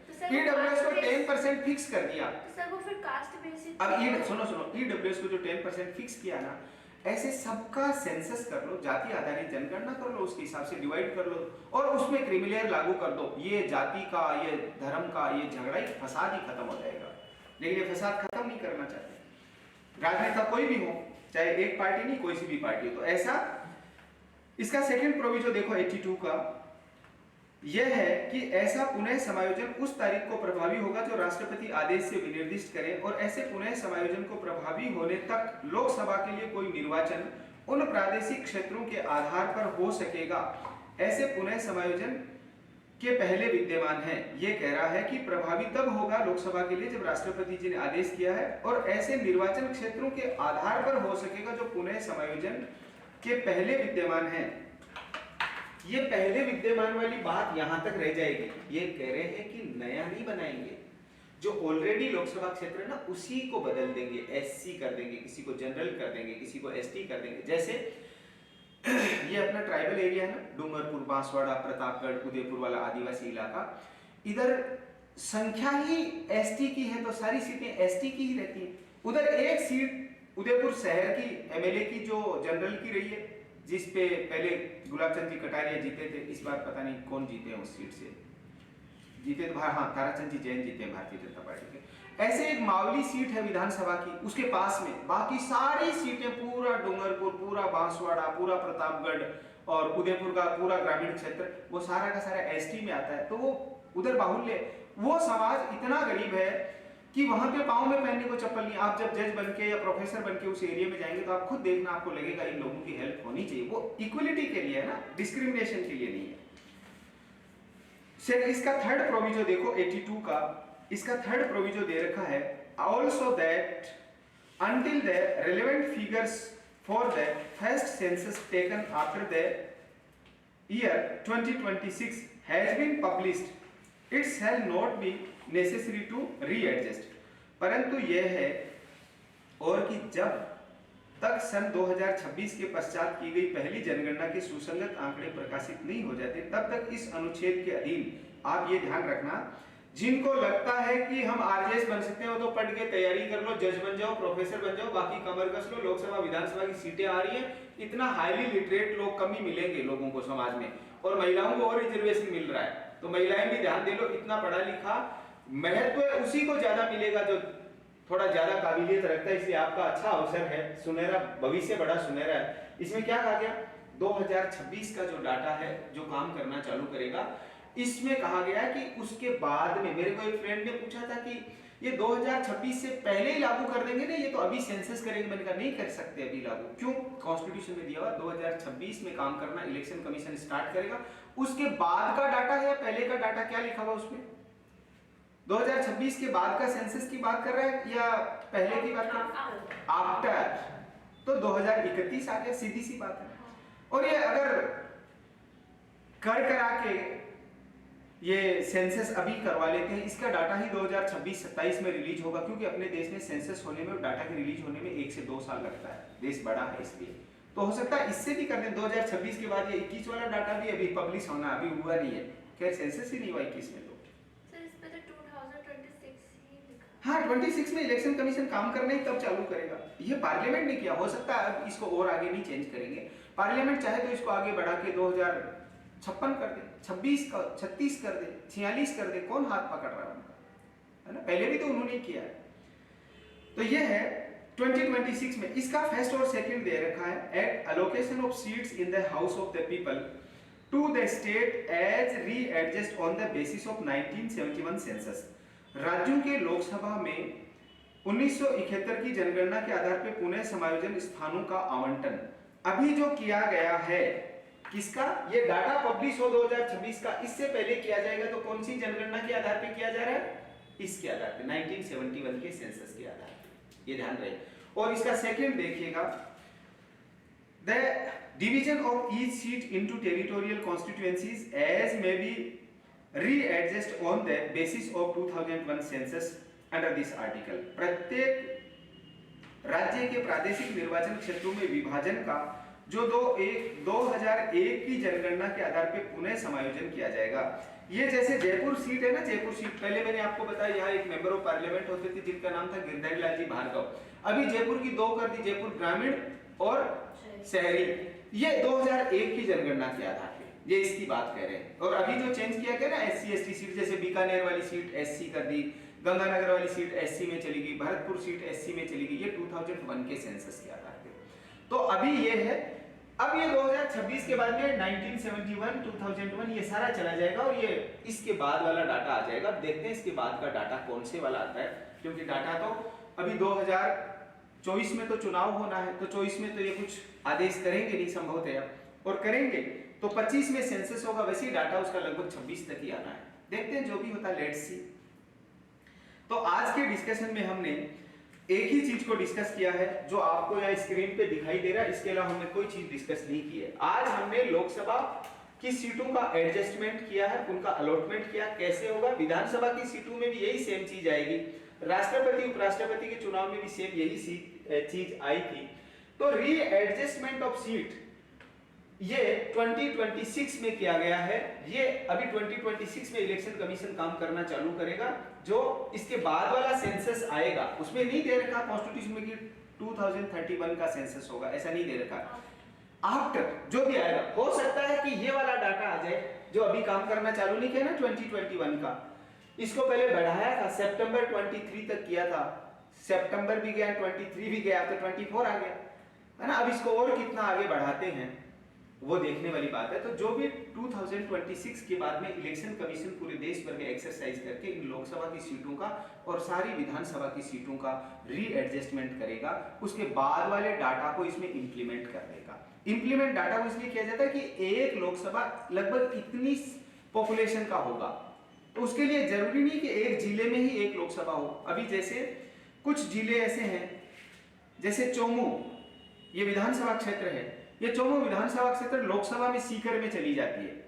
सीकर में एक विधानसभा है फतेहपुर शेखावाटी, फतेहपुर विधानसभा क्षेत्र झुंझुनू लोकसभा में चली जाती है। वो अभी अब जब वापस सीटें रीएडजस्टमेंट होंगी तो फिर उस हिसाब से सब चीजें चेंज हो जाएंगी। ये डिस्कशन हमने किया रीएडजस्टमेंट। मैं देख रहा हूं आज वाले इस डिस्कशन को भी YouTube पे डाल देता हूं, क्योंकि ये बहुत टिपिकल है, इजीली समझ में आता नहीं है। तो रीएडजस्टमेंट ऑफ सीट्स आफ्टर 2026 जो ये 2026 का रीएडजस्टमेंट है, ये आपको समझ में आया कि नहीं आया ये बताओ। ऑनलाइन में मनीष, अंकिता, नीरज, प्रियंका, श्रुति, कुणाल, मान्या, हर्ष, ऑनलाइन में और ऑफलाइन में आप में से किन्हीं का भी डाउट हो प्लीज आप पूछ सकते हैं। यहां तक क्लियर है ना आपको? ये 1971 और 2026 में जो इलेक्शन कमीशन काम करना स्टार्ट कर देगा, एक बार आप ठीक से इसको घर जाके वापस अच्छे से समझ लेना, पढ़ लेना। और ये वाला जो मैंने आपको डिस्कस करके इसको डिस्क्राइब करके बताया है, इसको ठीक से समझ लोगे तो प्रेसिडेंट के इलेक्शन में भी, वाइस प्रेसिडेंट के इलेक्शन में भी यही काम आना है, और लोकसभा लेना ले लो, लोकसभा के इलेक्शन में भी यही काम आना है, और विधानसभा के इलेक्शन में भी यही काम आना है। तो इसको पूरा कंप्लीट अच्छे से प्रिपेयर करके समझ लो। ये जो मैंने बना रखा ना, ये देख लो एक बार। 2014 में इलेक्शन हुए लोकसभा के, उसके बाद 2019 में हुए, अभी 2024 में होंगे, फिर 2029 में होंगे, फिर 2034 में लोकसभा का इलेक्शन। अगर यही चला सिस्टम है ना, बीच में ये कोलैप्स नहीं हुई, तो ये 2014, 2019 ये ऐसा इसका बनाया है। और ये अभी वर्तमान में लोकसभा की जो सीटें हैं वो इसके अनुसार 530 प्लस 20 550, दो एंग्लो इंडियन की ये हटा देते हैं तो 550 बचती हैं, 550, और इसमें 7 एरिया जो उधर पीओके की तरफ चला गया है, ये 543 पे इलेक्शन होता है। एक्चुअल सीटें 543 है, बट कॉन्स्टिट्यूशन में ये गिवन है, इसलिए मैंने यहाँ पे डायग्राम में ये बनाया है, इस जो आपके सामने इसलिए ये बनाया। राज्यसभा की 238 स्टेट और यूटी से चुन के आएंगे, 12 को प्रेसिडेंट ऑफ इंडिया नॉमिनेट करेंगे, साइंस, आर्ट्स, लिटरेचर और सोशल सर्विसेज, टोटल 250। ये इस सेंसस के बाद में ये सारी सीटें, ये 550 वाली है जो 543 है एक्चुअल में, ये भी बदलने वाली हो सकता है। तब तक तो पीओके भी भारत में वापस मिल जाए, ये भी संभावना है। सिंध भी हिंद में वापस मिल सकता है, जहां से ये सेंधा नमक आता है ना, ये वाला भी वापस मिल सकता है। बलूचिस्तान अलग देश बन सकता है, क्योंकि दुनिया के हर 5-10 साल में कोई ना कोई एक देश पहले बनता है। 1947 से पहले किसी ने सोचा था कि इंडिया के 3 पार्ट हो जाएंगे? नहीं सोचा था, हो गए। ऐसे ही पहले किसी ने नहीं सोचा कि रसिया टूट जाएगा, पाकिस्तान टूट जाएगा, चाइना टूट जाएगा। ये दोनों टूटेंगे, इसलिए नहीं कि दोनों हमारे दुश्मन है इसलिए टूट जाने चाहिए, इसलिए टूटेंगे। अभी परिस्थितियां ऐसी बनती हुई दिख रही हैं, पाकिस्तान में इकोनॉमी की वजह से और चाइना में बहुत ज्यादा शक्ति की वजह से। इतनी स्ट्रिक्टनेस इतने लंबे टाइम तक किसी देश में नहीं चला करती। भारत में इतनी फ्रीडम है, इसलिए ये इतना चल रहा है और आगे भी चलता रहेगा, क्योंकि हमारा डेमोक्रेटिक नेशन है इस हिसाब से। तो ये सेंसस के हिसाब से चीजें, सीटें रीएडजस्टमेंट होगी। आज की क्लास में हमने एक आर्टिकल डिस्कस किया, वो है आर्टिकल 82। इसमें किसी को भी कोई डाउट हो, कोई बात आपको नहीं समझ में आई हो तो पूछ सकते हैं। 81 को भी मैंने 82 के रिगार्डिंग ही समझाया था। सारा का सारा डिस्कशन यही है। थोड़ा सा रिवीजन करते हुए हमने सीटों के रीएडजस्टमेंट पे डिस्कशन किया है। यहां तक कोई डाउट हो कोई बात पूछ लो, बट इसको अच्छे से प्रिपेयर कर लेना। एग्जाम में एग्जामिनर पूछता है, इनमें से क्वेश्चन आएंगे, क्योंकि आने वाले समय में 2026 की तरफ हम बढ़ेंगे तो इन पे क्वेश्चन पूछे जाएंगे, स्वाभाविक सी बात है।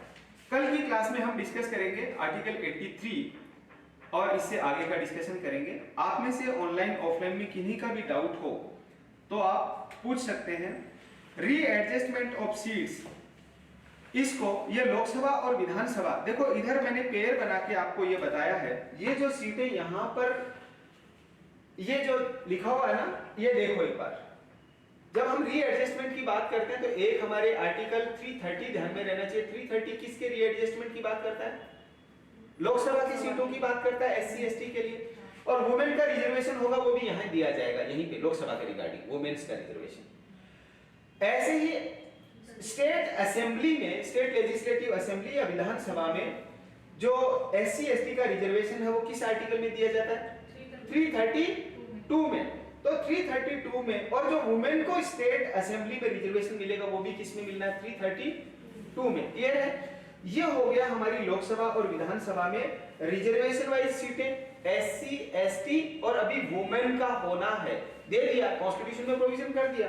बट जो वुमेन का होगा वो भी इस सेंसस के बाद में होगा, ध्यान रखना। रीएडजस्टमेंट ऑफ सीट्स, ये ध्यान में रखना, इसको अच्छे से समझ लो। और वुमेन का भी इसी में रहेगा, मैं अभी लिख देता हूं इसमें। ये अभी लागू होना है इस सेंसस के बाद में, ये यहाँ से काम चालू होगा और इसके बाद में ये इसके डाटा जो पब्लिश हो जाएंगे इस सेंसस के, कौन से वाले के, इसके बाद वाला, वो 2031 का सेंसस भी हो सकता है या अभी जो गवर्नमेंट करवा रही वो भी हो सकता है। 543 वाली जो लोकसभा की सीटें हैं वो 550 हो जाए, पीओके भारत में आ सकता है, ऐसी भी संभावना है।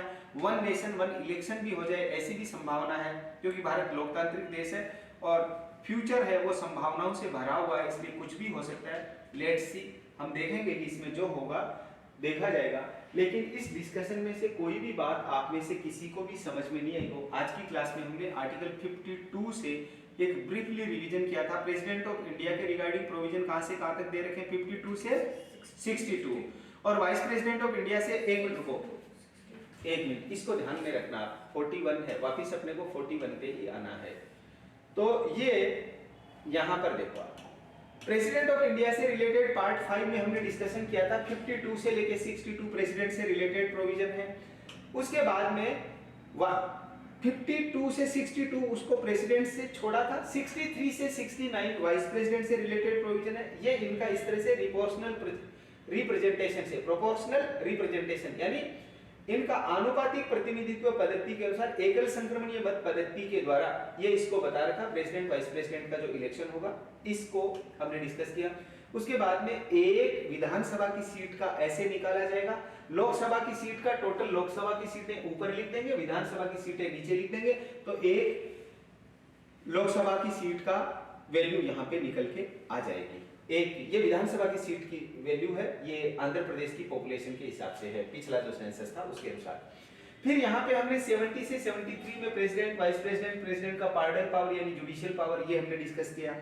उसके बाद में 74 75 काउंसिल ऑफ मिनिस्टर्स के बारे में हमने डिस्कस किया। 76 में अटॉर्नी जनरल जो आज आर वेंकट रमनी है। 165 में स्टेट के एडवोकेट जनरल जो पहले महेंद्र सिंह सिंघवी थे, अभी राजस्थान के आजकल में बनने हैं, मंत्रिमंडल का अलॉटमेंट हो गया जैसा आप अभी बता रहे हैं, तो यहाँ भी शायद बसंत कुमार जी छाबा बन जाएंगे, ऐसी संभावना चल रही है, 2-5 लोग हैं दौड़ में, देखते हैं। 77 और 78 में है कंडक्ट ऑफ गवर्नमेंट बिजनेस। तो ये हो गया हमारा 52 से 6, देखो इधर 52 से 62 प्रेसिडेंट, 63 से 69 वाइस प्रेसिडेंट और 70 से 73 ये इनका प्रेसिडेंट वाइस प्रेसिडेंट से रिलेटेड प्रोविजंस। फिर यहाँ 74 75 council of minister, 76 attorney general, ये कंडक्ट ऑफ गवर्नमेंट बिजनेस, सरकारी कार्य का संचालन कैसे होगा। फिर सीधे आ जाओ 79 में। 79 में क्या दे रखा है, 79 में ये दे रखा है संसद किसको कहते हैं। 80 में क्या दे रखा है, संसद किसको कहते हैं। 79 में दे रखा है कि प्रेसिडेंट, राज्यसभा यानी काउंसिल ऑफ स्टेट, लोकसभा यानी हाउस ऑफ द पीपल, इसको संसद कहते हैं। ये 79 आर्टिकल में दिया हुआ है।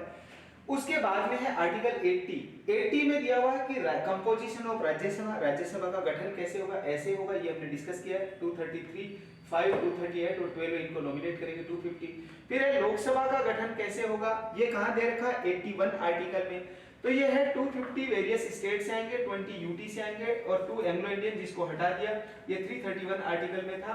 और टोटल 252 सीटें हुई, एंग्लो इंडियन की हट गई, तो 550 और 7 उधर पीओके वाली लेस कर देते हैं, तो 543 एक्चुअल इलेक्शन 543 पे होता है। अभी 2024 का इलेक्शन जो होगा अप्रैल मई में वो 543 सीट्स का होगा। जब पीओके भारत में मिल जाएगा तो 550 आ जाएगा। ऐसा रिजोल्यूशन 2 बार पास कर रखा है। पीओके को भारत में मिलाएंगे और अक्सर चाइना वाला जो एरिया उधर चला गया उसको भी चाइना में चला गया, उसको भी भारत में मिलाएंगे। ये भविष्य में जो होगा उसको भविष्य के हिसाब से देखेंगे। ये हुआ हमारा डिस्कशन। उसके बाद में आज का हमने जो डिस्कशन पूरा का पूरा हमारा फोकस किया है कि रीएडजस्टमेंट ऑफ सीट्स, वो रीएडजस्टमेंट ऑफ सीट इस पे हमने किया है कि आफ्टर इंडिपेंडेंस हमारा फर्स्ट सेंसस हुआ ये 1951 वाला, 1951 का ये वाला। 15 अगस्त 1947 को इंडिया इंडिपेंडेंट हुआ। उसके बाद में 26 नवंबर 1949 को हमारा कॉन्स्टिट्यूशन पार्टली हम पे लागू हो गया। हमारी प्रीएम्बल में भी ये डेट दे रखी है और ये 26 नवंबर हमारा कॉन्स्टिट्यूशन डे है। आफ्टर 2015 के बाद से हर साल हम इसको सेलिब्रेट करें। जस्ट आफ्टर 2 मंथ हमारा पूरा कॉन्स्टिट्यूशन क्या हो गया, फुली कमेंसमेंट हो गया। इस डेट में तो ओनली 16 आर्टिकल इंप्लीमेंट हुए थे, यहाँ फुली कमेंसमेंट हो गया, तो इलेक्शन कमीशन एग्जिस्टेंस में आ गया। उसके बाद में ये 1951 का सेंसस रिलीज हुआ। इसके आधार पे जो फर्स्ट जनरल इलेक्शन हुआ 17 अप्रैल 1952 को हमारी नई लोकसभा और विधानसभाएं बनी। ये रीएडजस्टमेंट हुआ। ऐसे ही अभी 2026 में जो इलेक्शन कमीशन काम करना चालू करेगा, इसके बाद के डाटा को इंप्लीमेंट करके एक साथ जैसे यहाँ पे विधानसभा और लोकसभा के चुनाव हुए थे वैसे यहाँ पर भी होने की संभावना है। अगर थोड़ा ऐसा करे तो अच्छा रहेगा, वरना हमारा देश हर साल किस में चल रहा है, इलेक्शन मोड में ही चल रहा है। एक का इलेक्शन हो गया 2-5 स्टेट का, फिर अगले 2-5 की तैयारी में लग जाओ, फिर अगले 2-5, जो भी सरकार हो वो काम करती नहीं, वो अपना इलेक्शन मोड में ही लगी रहती है। तो इसलिए ये अपने को ध्यान में रखना है कि 1951 के सेंसस के बाद में 1971 इस चुनाव के बाद में लगभग 20 ईयर लगे हमें वापस सीटें अलॉटमेंट में। फिर 2001 का सेंसस 1971 के बाद में 2001 में 30 ईयर लगे। अभी 2001 के बाद में 2026 में इलेक्शन कमीशन काम करना स्टार्ट करेगा। इसके बाद में जो सेंसस का डाटा होगा उसके आधार पे 2031 की संभावना लग रही है। तो राजस्थान विधानसभा को देखें तो 2033 का पॉपुलेशन, जो लोकसभा विधानसभा का चुनाव 2033 का राजस्थान में होना है, वो इस नए डाटा सीटें रीएडजस्टमेंट होगी। जो 200 सीटें लगभग 350 पौनी 400 चली जाएंगी। ऐसे लोकसभा की सीटें जो 2034 में होनी है इस रीएडजस्टमेंट के अकॉर्डिंग अंडर आर्टिकल 82, तो ये सीटें भी लगभग जो 543 एक्चुअल सीटें हैं, ये 543 हैं, ये सीटें लगभग बढ़ करके चली जाएंगी 888, क्योंकि 888 सीटें लोकसभा में नए भवन में लगाई हैं। ये डिस्कशन मेरी ओर से readjustment of seats for house of the people, Lok Sabha के लिए सीटों का आवंटन, ऐसा ही सेम प्रोविजन विधानसभा में सीटों के लिए आवंटन, ऐसा ही सेम प्रोविजन वुमेन्स के लिए सीटों का अलॉटमेंट, और ऐसा ही प्रोविजन राष्ट्रपति का इलेक्शन और उपराष्ट्रपति का प्रेसिडेंट वाइस प्रेसिडेंट के इलेक्शन से रिलेटेड भी। ये सारा डिस्कशन आपको आज जो हमने किया है, ये प्रेसिडेंट वाइस प्रेसिडेंट का इलेक्शन, लोकसभा, विधानसभा और women reservation, SC ST reservation, इन सब के रिगार्डिंग लोकसभा और विधानसभा के लिए सीटों के रीएडजस्टमेंट के रिगार्डिंग मोस्ट इंपोर्टेंट है। आज की क्लास को हम युवान लॉ इंस्टीट्यूट के YouTube चैनल पे भी अपलोड कर देंगे। आप में से किसी का भी इस बारे में कोई क्वेश्चन हो, कोई डाउट हो, आप पूछना चाह रहे हैं, तो आप हमारा युवान लॉ इंस्टीट्यूट का 8306969794 इस नंबर पे कांटेक्ट करके पूछ सकते हैं। ये रीएडजस्टमेंट ऑफ सीट्स, इसके बारे में आज का हमने डिस्कशन किया है। आर्टिकल 82 और 82 का पेयर हमने कौन से आर्टिकल में बनाया था? 82 के पेयर का आपने क्लिक किया था ना, कौन से आर्टिकल में है 82 का पेयर? देखो आर्टिकल 82 का, ऑनलाइन ऑफलाइन में सभी देख लो। 82 का पेयर क्या है हमारा? आर्टिकल 82 का पेयर हमने बनाया, इसमें रीएडजस्टमेंट, इसका पेयर बनाया नहीं हमने, हाँ, ये इसको हमने सिंपल ही रखा है। ऐसे ही विधानसभा सीटों का भी रीएडजस्टमेंट इसके अनुसार होगा। तो ये हमारा डिस्कशन रहा। आप में से किसी को भी कोई डाउट हो तो युवान लॉ इंस्टीट्यूट का 8306969794 पे पूछा जा सकता है। अपने यहाँ RGS APO JLO NET JRF CLAT UGPG CUET UGPG और रूलेट यूलेट इन सब का प्रिपरेशन करवाया जाता है। आप में से किसी का कोई डाउट हो readjustment of seats of Lok Sabha Vidhan Sabha इनसे रिलेटेड, तो कोई भी आपका डाउट हो, कोई क्वेश्चन आप पूछना चाहें तो पूछ सकते हैं। मेरी ओर से डिस्कशन पूरा हुआ। नमस्कार।